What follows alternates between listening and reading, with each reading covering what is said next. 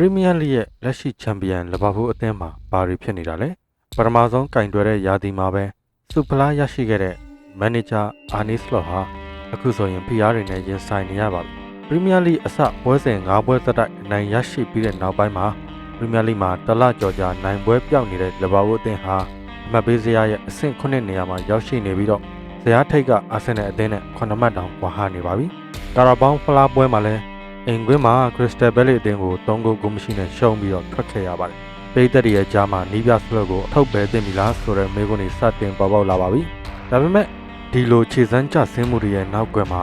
ဘောလုံးပွဲထက်ပိုပြီးတော့နက်နဲတဲ့အကြောင်းရင်းတွေရှိနေနိုင်ပါမလား။ဒီကနေ့ဗီဒီယိုမှာနီးပြအာနီစလော့ရဲ့ဖိအားတွေပိတ်သက်ရဲ့သိခံနိုင်မှုနဲ့ကစားသမားဟောင်းဒီယေဂိုဂျော်တာရဲ့ကွယ်လွန်မှုကအသင်းအပေါ်တက်ရောက်နေတာလားဆိုတဲ့လီဗာပူးအသင်းရဲ့ပြဿနာအရင်းအမြစ်တွေကိုအသေးစိတ်ဆွေးနွေးပေးထားပါတယ်။နီးပြစလော့ရဲ့နီးဗျူဟာနဲ့အသင်းလူစည်းရင်းစီမံခန့်ခွဲမှုကအခုအချိန်မှာ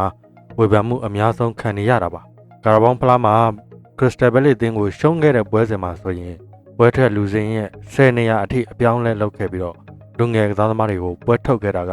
အဓိကအငင်းပွားစရာဖြစ်ခဲ့ပါတယ်။အသင်းရဲ့အဓိကကစားသမားတွေဖြစ်တဲ့ဘန်ဒိုက်၊ရှာလက်၊ဆိုဘော့စလိုင်းတို့လိုကစားသမားတွေမပါဝင်ခဲ့တာကြောင့်ဖလားကိုစတေးလိုက်တာလားဆိုတဲ့မေးခွန်းတွေလည်းထွက်ပေါ်လာပါတယ်။အသင်းရဲ့ပေးသက်တူဖြစ်တဲ့အဘီဂယ်ကဆိုရင်ကျမတို့တီးခံနိုင်စမ်းတွေကုံဆုံးလာပြီဆိုပြီးတော့ပြောခဲ့ပါတယ်။နီးပြစလော့ကိုထုတ်ပယ်ဖို့တောင်းဆိုနေတဲ့လူမှုကွန်ရက်ပေါ်ကပေးသက်တွေနဲ့မြေပြင်ကနေတီးခံဖို့ကြိုးစားနေတဲ့ပေးသက်တွေဆိုပြီးတော့လီဗာပူးပေးသက်တွေရဲ့ကြားမှာသဘောထား2မျိုးကွဲပြားနေပါတယ်။လီဗာပူးအသင်းရဲ့အမာခံပေးသက်တွေစူးစီးတီထောင်ထားတဲ့ Empire of the Cup ရဲ့ဂျော်ဒန်ချိန်ဘာလင်ကတော့နီးပြစလော့ရဲ့ယာတုကအခုလာမဲ့အက်စတွန်ဗီလာ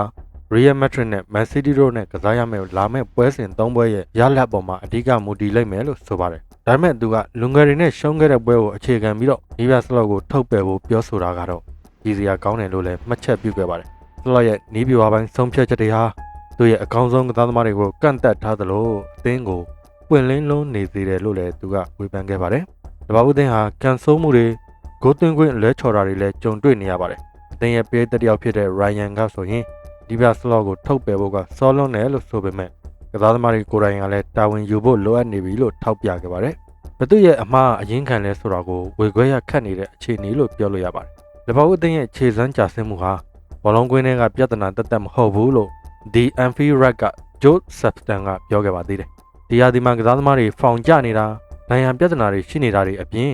်နွေရာသီမှာအပြောင်းလဲအများပြားရှိခဲ့တာတွေရှိပေမဲ့အကြီးမားဆုံးအကြောင်းရင်းကတော့မမျှော်လင့်မဲနဲ့ဆုံးရှုံးခဲ့ရတဲ့ဒီယေဂိုဂျော်တာရဲ့ကွယ်လွန်မှုပါလို့ဆက်ပတန်ကပြောကြားခဲ့ပါတယ်။နောက်ပြီးတော့ဂျိုတာရဲ့ဝမ်းနည်းစရာကွယ်လွန်မှုဟာအသင်းပေါ်ဟောင်းတွေအပြင်အသစ်ရောက်လာတဲ့ကစားသမားတွေအပေါ်ပါနှက်ဆိုင်စွာတိုက်ရိုက်မှုတွေရှိနေပါတယ်လို့လည်းသူကဆိုပါတယ်။လီဗာပူးအသင်းကောင်ဆောင်ဘန်ဒိုက်ကလည်းဒါဟာခက်ခဲတဲ့ရာသီဖြစ်လာမယ်ဆိုတာကိုအမြဲတမ်းကြိုသိနေခဲ့ပါတယ်လို့ပြောခဲ့ပါတယ်။အသင်းကစားသမားဟောင်းစတီဗင်ဝါနော့ကတော့ပိတ်သက်တွေဟာမိနစ်20ရောက်တိုင်းတီဆိုတဲ့ဂျိုတာရဲ့မအောင်မေ့ပွဲတချင်းကြောင့်ကစားသမားတွေစိတ်တက်ပိုင်းဆိုင်ရာထိခိုက်ပြီးတော့ဝယ်ကစားနှုန်းတန်ပိုပါကျဆင်းသွားတယ်လို့ထောက်ပြခဲ့ပါတယ်။ဝေလဲကန်းထဲမှာဆိုရင်လည်းဂျိုတာရဲ့လော်ကာကအမှတ်ရစရာအဖြစ်ကြံရှိနေတာဟာလည်းခံစားချက်တွေကိုလေးလံစေတယ်လို့ဆိုပါတယ်။ဒါဆိုရင်ဒီချိန်ဟာနီးပြစလော့ကိုထုတ်ပယ်ဖို့စောလွန်းနေပါသေးသလား။ဒါမှမဟုတ်အပြောင်းလဲမလုပ်လို့မဖြစ်တော့တဲ့အခြေအနေလားဆိုတာကိုလီဗာပူးပြည်သက်တွေရဲ့အမြင်ကိုဆက်ပြီးတော့လေ့လာကြည့်ရအောင်ပါ။လီဗာပူးအသင်းရဲ့ပြည်သက်တို့ကဒီကလာဟာရိုးရိုးလေးခြေစွမ်းကျဆင်းနေတာပ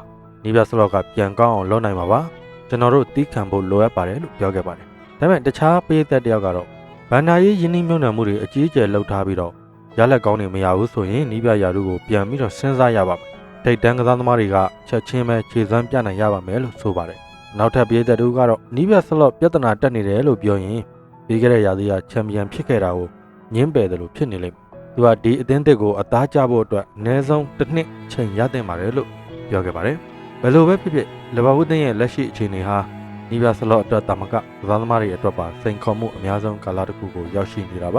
ါဂျိုတာရဲ့ဆုံးရှုံးမှုကြောင့်ဖြစ်တဲ့ဝမ်းနည်းကြေကွဲမှုတွေကိုကျော်လွှားပြီးတော့နီးပြစလော့ဟာသူ့ရဲ့နီးစနစ်ပိုင်းအားနည်းချက်တွေကိုအမြန်ဆုံးပြင်ဆင်နိုင်မယ်လို့ဒီပါသလာ